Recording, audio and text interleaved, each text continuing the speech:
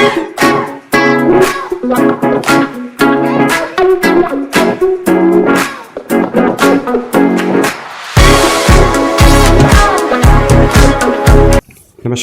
NEET UG counselling 2026-27 पर आधारित इस विशेष ओरिएंटेशन पॉडकास्ट में आपका स्वागत है।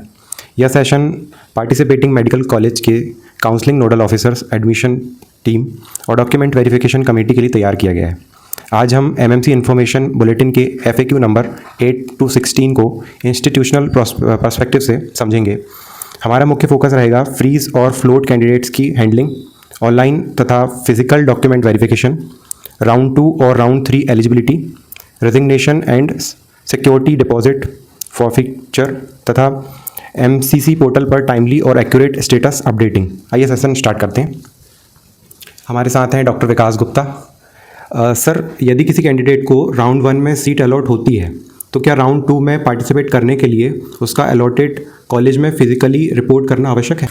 हर कैंडिडेट के लिए फिजिकल रिपोर्टिंग आवश्यक नहीं है। राउंड 1 अलॉटेड कैंडिडेट के पास मुख्यतः 3 ऑप्शंस होंगे: freeze, float and free exit. अगर कैंडिडेट अलॉटेड सीट से संतुष्ट है और अपग्रेड नहीं चाहता तो वह फ्रीज कैंडिडेट होगा। उसे अलॉटेड इंस्टीट्यूट में फिजिकली रिपोर्ट करके original document verification, fee payment और एडमिशन फॉर्मेलिटीज़ पूरी करनी होगी।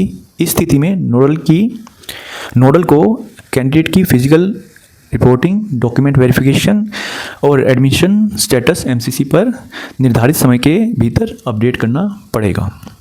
अगर कैंडिडेट राउंड 2 में अपग्रेडेशन चाहता है तो वह MCC पोर्टल पर ऑनलाइन विलिंगनेस देकर फ्लोट कैंडिडेट बनेगा। ऐसे कैंडिडेट को राउंड 1 में अलॉटेड इंस्टीट्यूट में फिजिकली रिपोर्ट करने की आवश्यकता नहीं होगी। फ्लोट कैंडिडेट के अपलोडेड डॉक्यूमेंट्स का ऑनलाइन वेरिफिकेशन अलॉटेड इंस्टीट्यूट के नोडल ऑफिसर अथवा डॉक्यूमेंट वेरिफिकेशन कमेटी द्वारा किया जाएगा। डॉक्यूमेंट सही मिलने पर प्रोविजनल एडमिशन कंफर्म किया जाएगा। कैंडिडेट राउंड 1 की सीट रिटेन नहीं करना चाहता तो वह फ्री एग्जिट ले सकता है। राउंड 1 के फ्री एग्जिट में सिक्योरिटी डिपॉजिट फॉरफिट नहीं होगी। It means sir, nodal officer को यह मानकर कैंडिडेट को एब्सेंट नहीं दिखाना चाहिए कि उसने फिजिकली रिपोर्ट नहीं किया। पहले यह वेरीफाई करना जरूरी है कि कैंडिडेट ने फ्लॉट या फ्री एग्जिट में से कौन सा ऑप्शन चुना है। एकदम सही।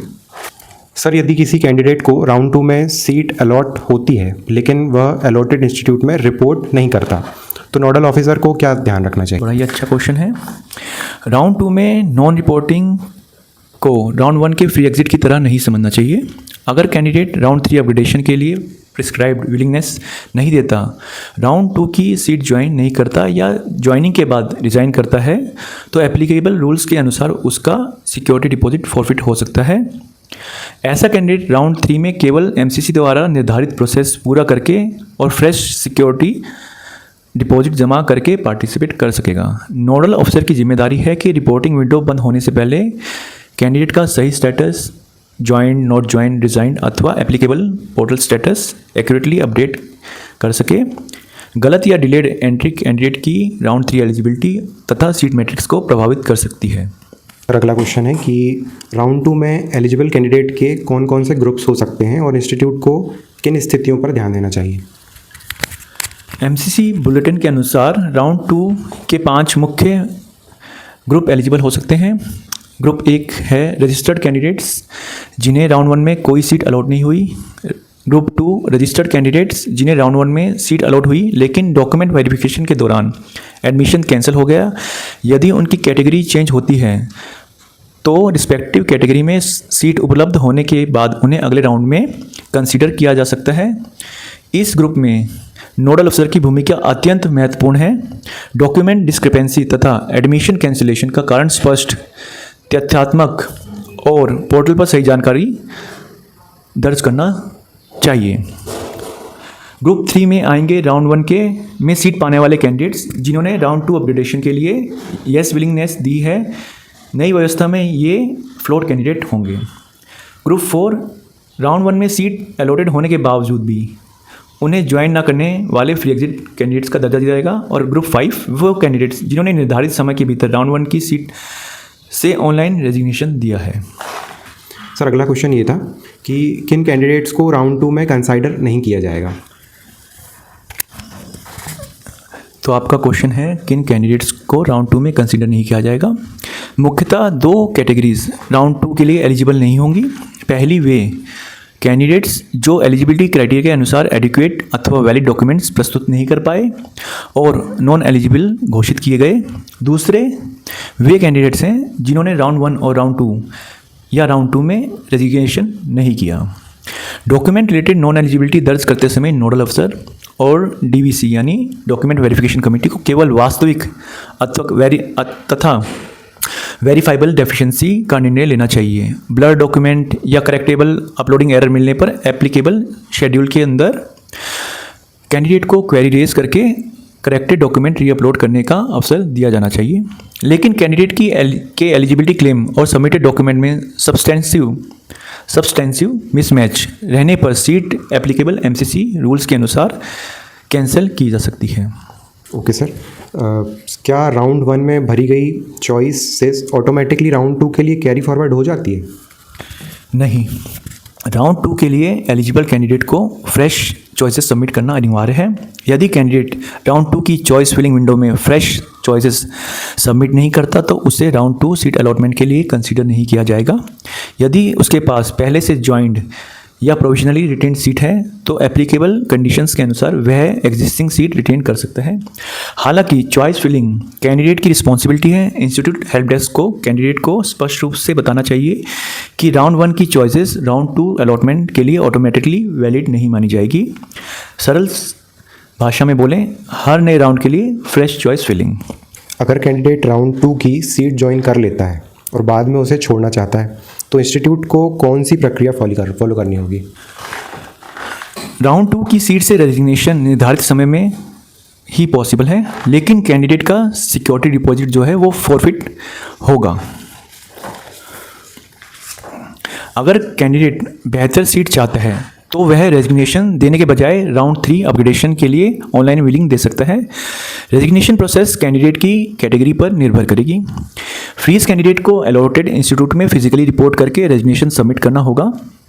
नोडल ऑफिसर को कैंडिडेट की आइडेंटिटी तथा रेजिग्नेशन रिक्वेस्ट वेरीफाई करके एमसीसी पोर्टल पर निर्धारित समय के अंदर रेजिग्नेशन रिकॉर्ड करना होगा।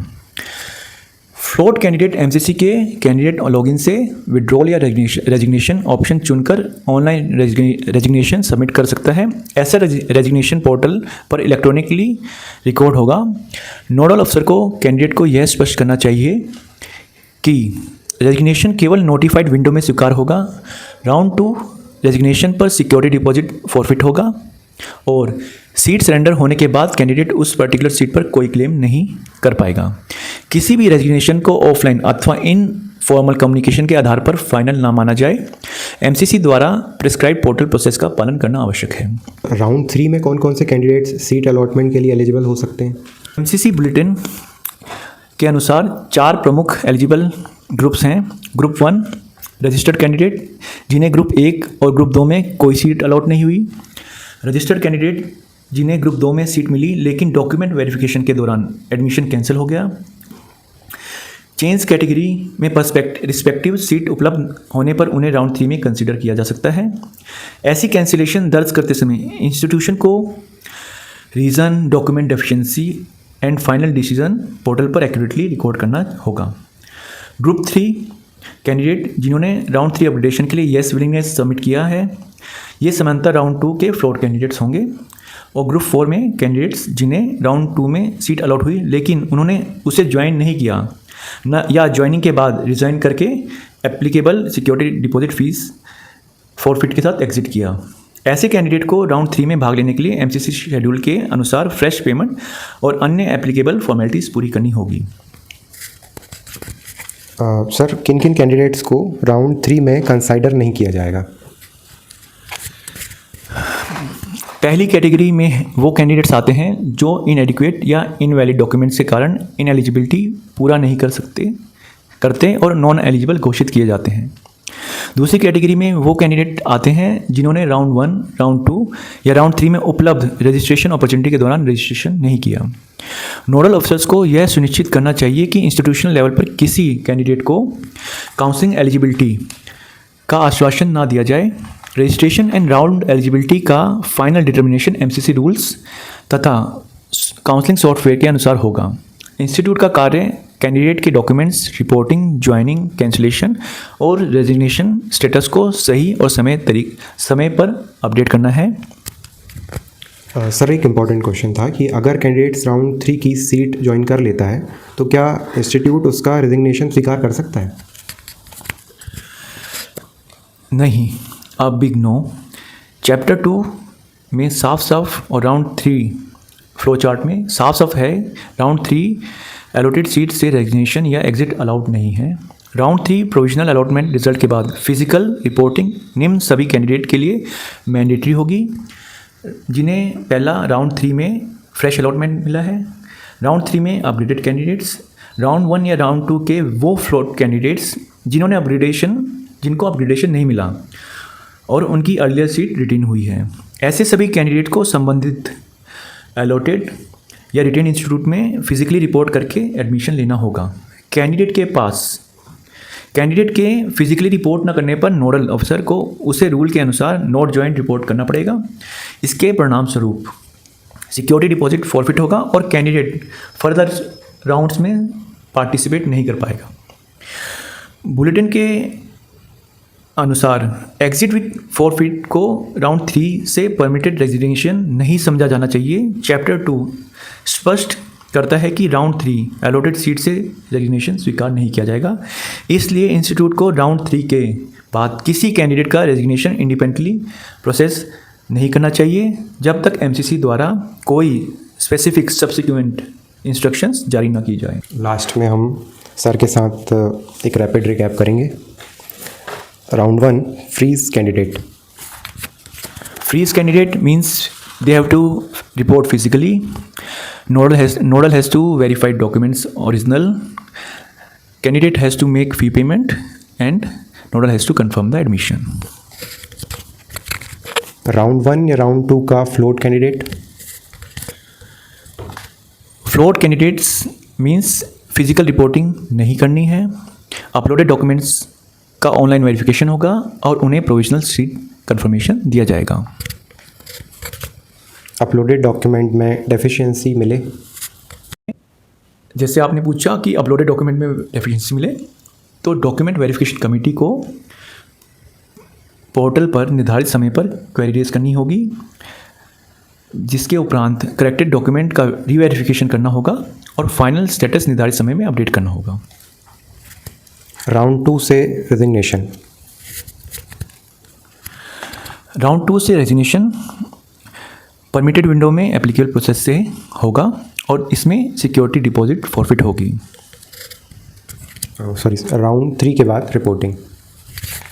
सभी fresh, upgraded, retained applicable candidate के लिए फिजिकल रिपोर्टिंग मैंडेटरी है for the round 3। Round 3 seat से रेजिग्नेशन अगेन अलाउड नहीं है।